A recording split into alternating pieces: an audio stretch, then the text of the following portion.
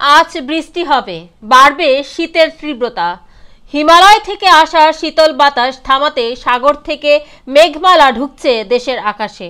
বঙ্গোপসাগরে সৃষ্ট সুস্পষ্ট লঘুচাপের প্রভাবে এসব মেঘমালা শুক্রবার সন্ধ্যায় খুলনা ও বরিশাল উপকূল দিয়ে দেশে প্রবেশ করেছে। এর ফলে বাতাসে জলীয় বাষ্পের পরিমাণ বেড়েছে এবং ধুলা ধোঁয়ার মিশ্রণে বাতাস আরও অস্বাস্থ্যকর হয়ে উঠেছে।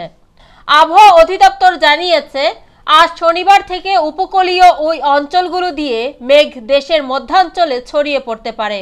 এর প্রভাবে দেশের বিভিন্ন জায়গায় দিনের আকাশ মেঘ ও কুয়াশায় ঢেকে যাওয়ার সম্ভাবনা রয়েছে। হতে পারে বৃষ্টিও। একই সঙ্গে রাজধানী সহ দেশের বিভিন্ন স্থানে ঘন কুয়াশা ছড়িয়ে পড়ছে। আবহাওয়ার পূর্বাভাস আরও বলছে, আজ দিনে আকাশে মেঘ থাকলেও কোথাও কোথাও রোদের দেখা পাওয়া যেতে পারে, তবে উপকূলে রোদ কম উঠতে পারে। আবহাওয়া অধিদপ্তরের পর্যবেক্ষণ বলছে, বঙ্গোপসাগরে সুস্পষ্ট লঘুচাপটি দক্ষিণ পশ্চিম বঙ্গোপসাগরে অবস্থান করছে।